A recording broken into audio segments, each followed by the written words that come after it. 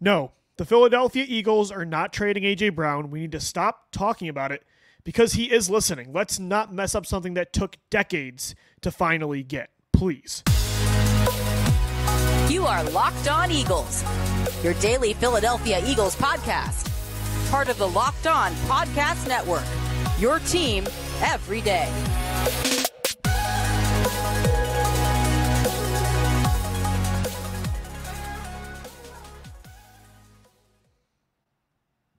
Welcome in, Eagles fans. I'm Louie DiBiase, host of the Locked On Eagles podcast, Eagles analyst, also over at Bleacher Report. On today's edition of Locked On Eagles, I'm going to get into why we as a fan base and a media need to be careful with A.J. Brown. Plus, I discuss the importance of giving Brown and DeVonta Smith another reliable weapon at wide receiver and give my Senior Bowl Day 2 takeaways. We thank you so much for making Locked On Eagles your first listen each and every day. Today's episode is brought to you by FanDuel. Make every moment more. Right now, new customers get $200 back in bonus bets if your first bet of $5 or more wins. So visit FanDuel.com/lockedon today to get started. So this time it was a sports radio station just coming up with a stupid topic to fill a Monday or Tuesday afternoon drive. Should the Philadelphia Eagles trade A.J. Brown for Patrick Surtain, the Denver Broncos corner? And look, Gino and I did this yesterday on the show. We did trade scenarios and we mentioned Patrick Surtain, but we did not mention A.J. Brown's name.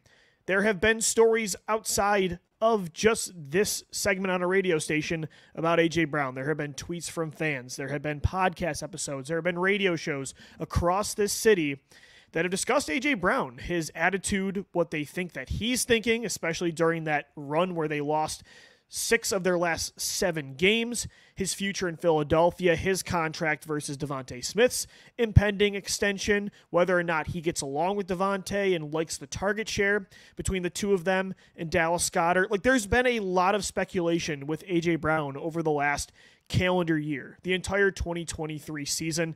This has been a thing. And while I do agree, sometimes Brown does it to himself with his silence, not talking to the media for weeks, during one of the worst streaks the Eagles have had since 2020, and he's a captain of this football team. His body language a lot of the time does not look great on the football field. He's been caught on camera getting into it with Jalen Hurts, even though I didn't think it was a big deal. But again, those things happen, and when you don't talk, it can create stories. And I said that on the show before a few months ago. It's like, I don't think A.J. Brown has given up on the coaching staff. I don't think he wants out in Philadelphia. I don't even think he's upset about his target share with DeVonta Smith, and I don't think he has a problem with Jalen Hurts. But when you don't talk, it can create stories. And there were a lot of stories regarding A.J. Brown. And then I saw this radio topic this week, and normally I'd say, like, fans and media, they really don't impact things when it comes to a player and how he feels about a franchise and his future, like the decision-making process of the Eagles. I don't think fans and media really impact it all that much. But I will say with A.J. Brown and with this position at wide receiver, it definitely is different. These guys are different.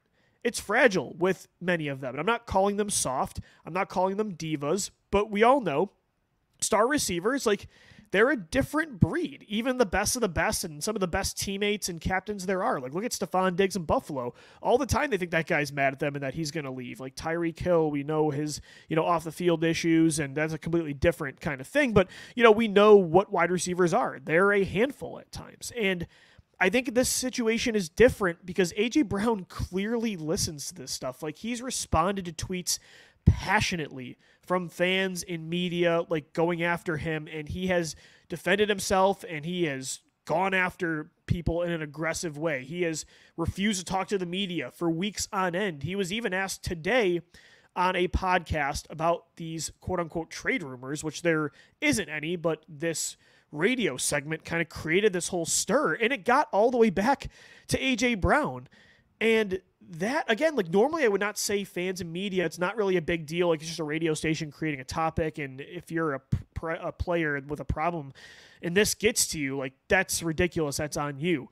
But for me, whether or not you think it would be justified or not to have a problem with A.J. Brown, whether you think or not this team could one day trade him, I think that we need to just tread very lightly with this particular player. The Eagles have never had this kind of firepower at wide receiver, ever.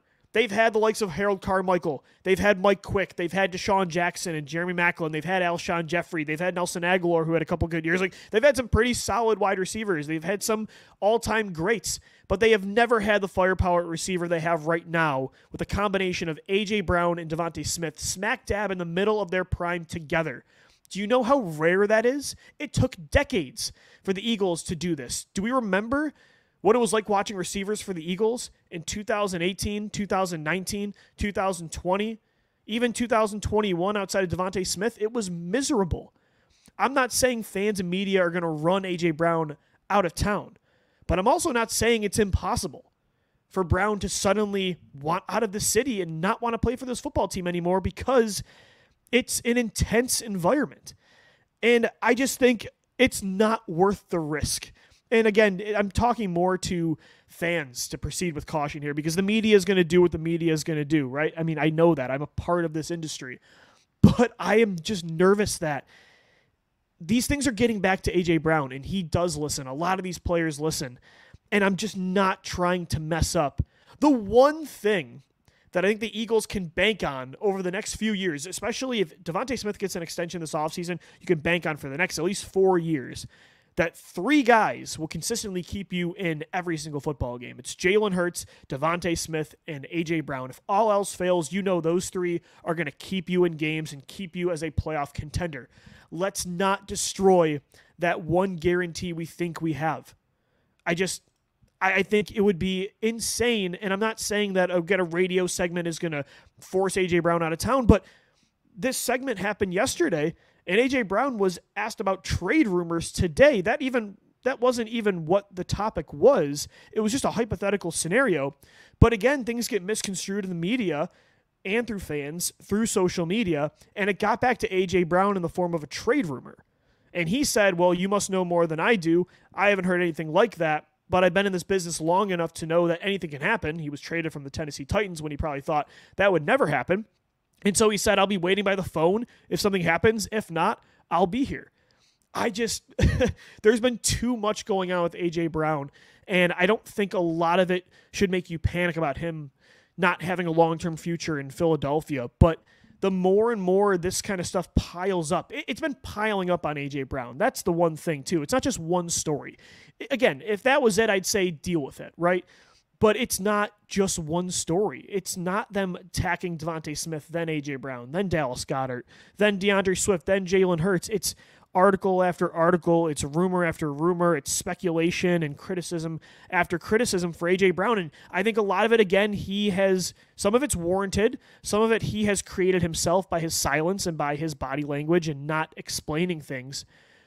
But I don't care. I'm willing to deal with that for how good he is as a receiver and the dynamic that this offense has with him, Hurts, and A.J. Brown. And DeVonta Smith. I am not trying to mess that up.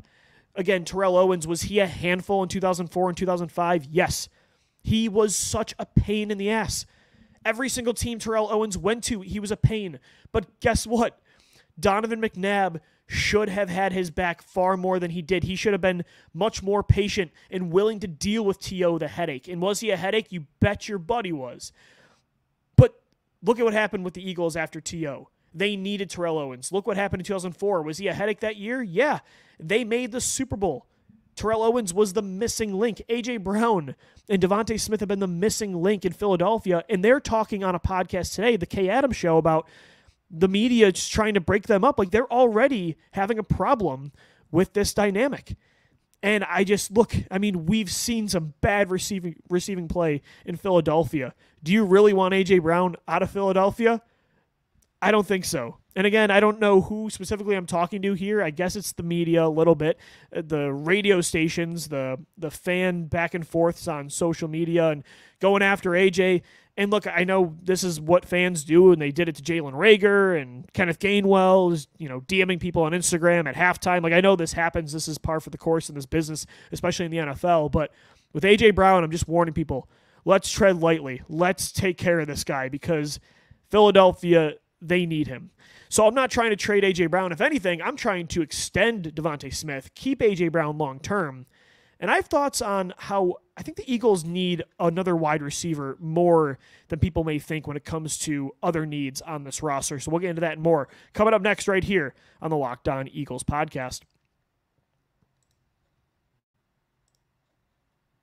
Today's episode of the Locked On Eagles podcast is brought to you by eBay Motors. Passion, drive, and patience. What brings home the winning trophy is also what keeps your ride or die alive. eBay Motors has everything you need to maintain your vehicle and level it up to peak performance, from superchargers, roof racks, exhaust kits, LED headlights, and more. Whether you're into speed, power, or style, eBay Motors has got you covered. With over 122 million parts for your number one ride or die, you'll always find exactly what you're looking for. And with eBay Guaranteed Fit, your part is guaranteed to fit your ride every time or your money back. Because with eBay Motors, you're burning rubber, not cash. With all the parts you need at the prices you want, it's easy to turn your car into the MVP and bring home that win. Keep your ride or die alive at ebaymotors.com. Eligible items only. Exclusions do apply. eBay Guaranteed Fit, only available to U.S. customers.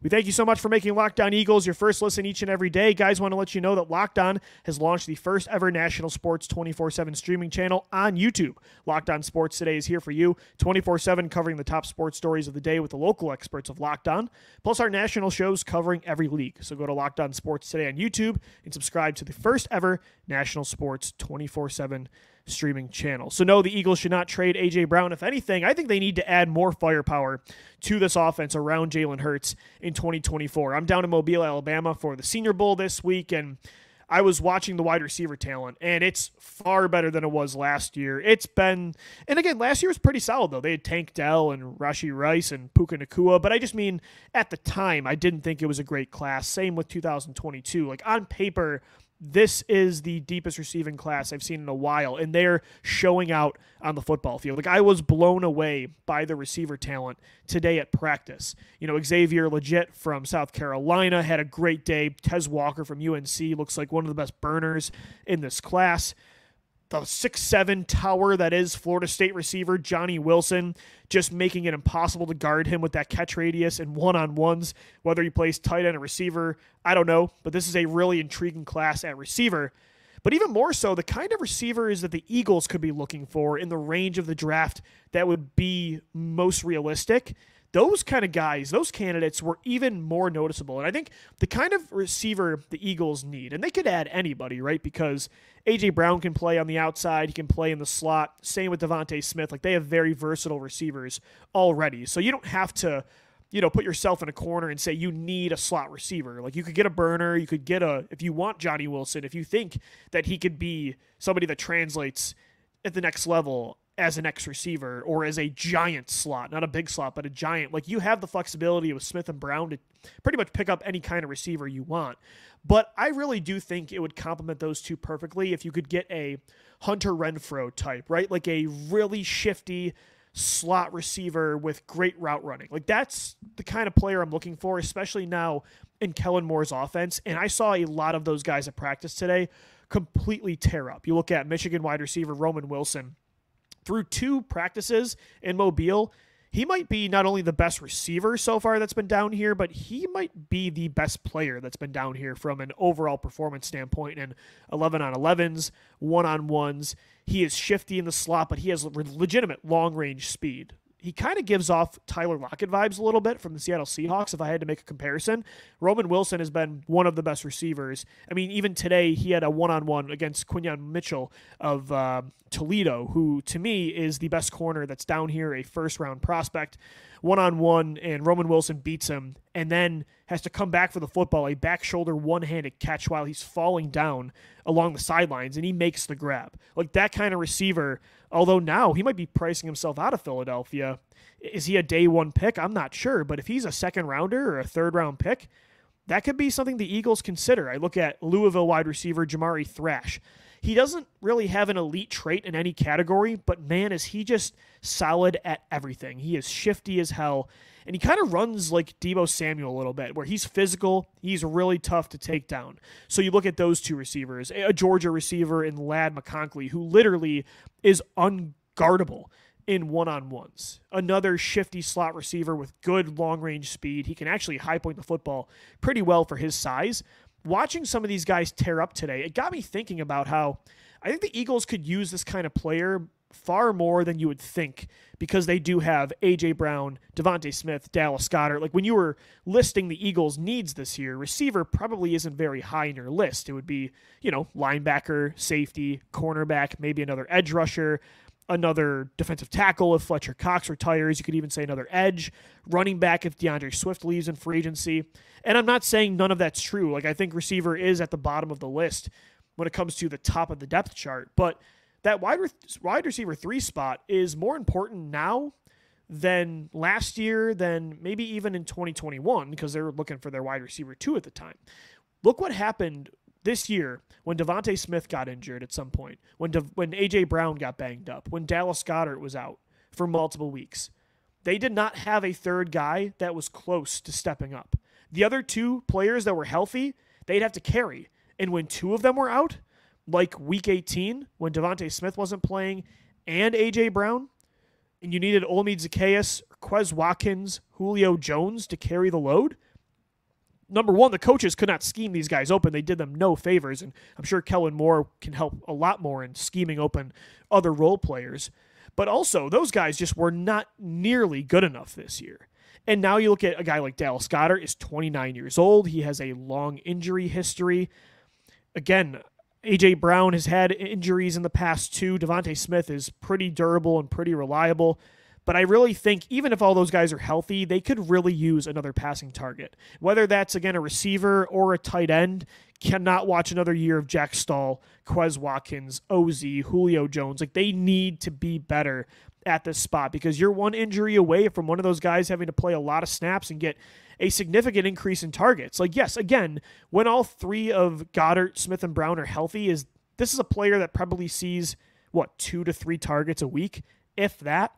So it's not a huge role, but when those guys, their number is called, it needs to be much more efficient than it's been. And when there's injuries, you got to be able to trust they can step up. Last year, when Brown or Smith got injured, or Goddard, I had no faith in Quez, in Ozzie, in Stahl to step up as a pass catcher. And again, they have a lot more needs this offseason than they did last year.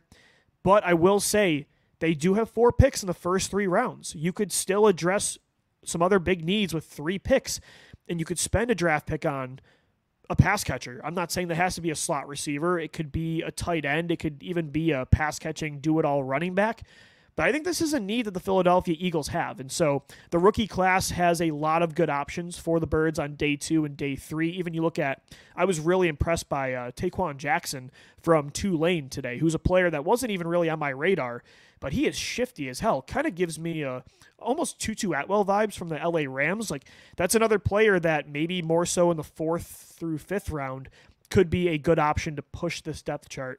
But removing the prospects from the equation, I was talking to some people, some Chicago Bears analysts and some insiders today at practice. One thing I will say, keep a close eye out for pending Bears free agent receiver Darnell Mooney. I was told by multiple people today that they think the Eagles could have interest in Mooney, who could be had for the cheap. Mooney's numbers last year were not great, but he just did not fit the offense, the scheme. Justin Fields really just did not look his way a whole lot, but Mooney did get open, kind of almost Rashad Bateman treatment from Baltimore, a player that gets open consistently and just could not get the ball. I heard that Darnell Mooney could be somebody the Eagles are watching, and that would be really exciting to me. Like, that's one of the ideal scenarios. If you're going to tell me who I'd want the Eagles to add as wide receiver 3 this year, Darnell Mooney would be at the top of my list. He's a guy, speaking of Tulane, that I really liked in that 2021 NFL draft. So, again, Darnell Mooney, it could be Roman Wilson, it could be Jamari Thrash, Ladd McConkley, Taquan Jackson. I'm not saying they need to invest a big contract in a Tyler Boyd at this position or Curtis Samuel or a Hollywood Brown, although I would really love those options. I would love Curtis Samuel in this Eagles offense. He would be the perfect wide receiver 3. And speaking of using more pre-snap motion with Kellen Moore, Curtis Samuel is so good in pre-snap motion. Like, that's a perfect kind of player for reverses, a versatile guy that's played running back before as well in college and in the NFL level. That's a guy I really like.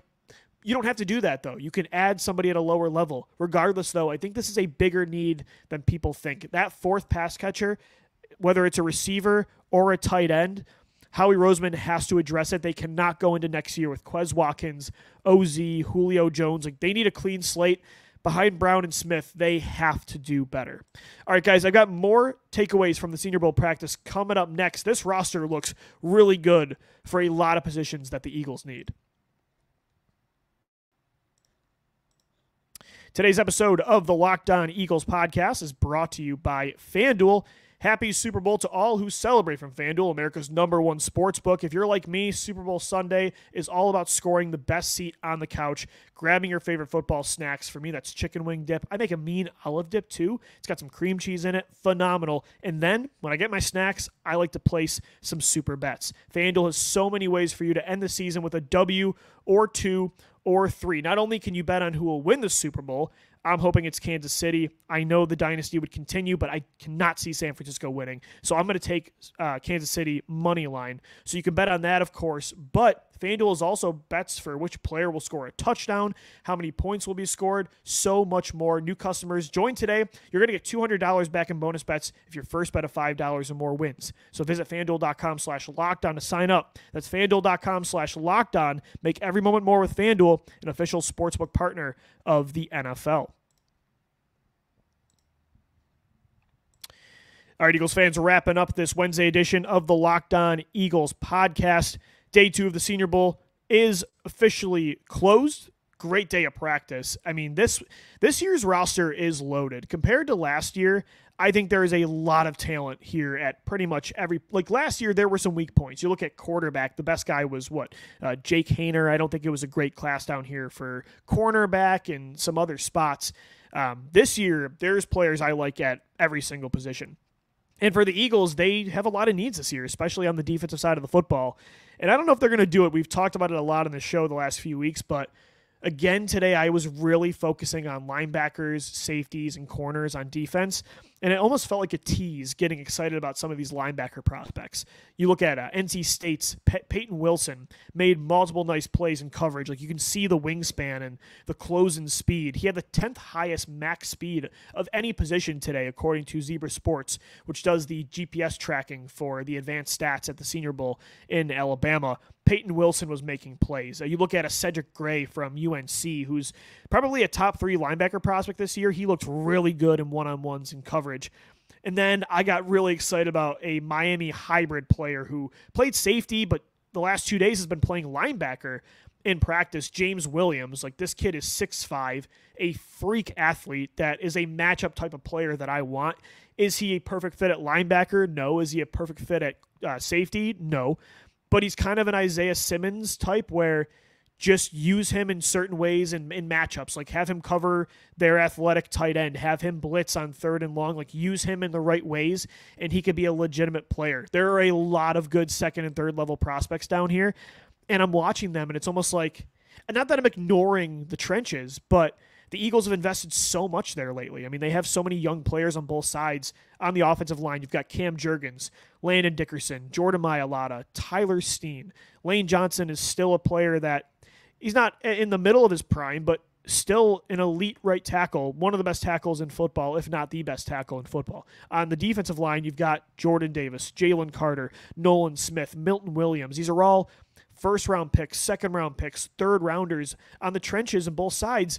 And during practice, I'm like, am I ignoring this too much? Is Howie Roseman just going to fool us all again and just go trenches in the draft? So it almost felt like I was asking myself, am I wasting my time?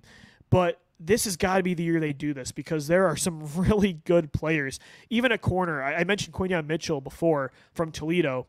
Right now, he's becoming the favorite Eagles mock draft pick, what I've been seeing on Twitter so far. An elite zone ball hawk, again today, showed off his ability as a press man corner. That's something he did not do a lot at Toledo. He wouldn't do it a lot if he was in Philadelphia, if he was the first-round selection, and there's been some smoke behind that. His coaches had some ties with Nick Sirianni in college. He did meet with the Eagles this week down here in Mobile. I think he would be a really good fit, and he looked good today again. The guy, though, that's becoming the favorite Eagles mock pick for me at 22nd overall is Miami safety Cameron Kitchens. This is the best. I think Quinyon Mitchell might be the best ball hawk at corner in the class, especially down here.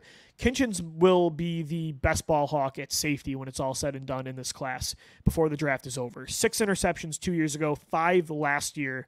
He can do it all, and today he showed that off. He completely, in 11-on-11s, blew up a screenplay. You saw him play in the slot, deep cover 1, 2 high shells. He held his own in all of these situations. He held his own in one-on-ones.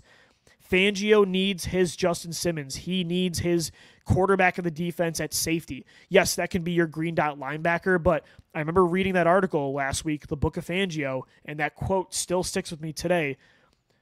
The king or queen on the chessboard for Fangio's defense is the safety position.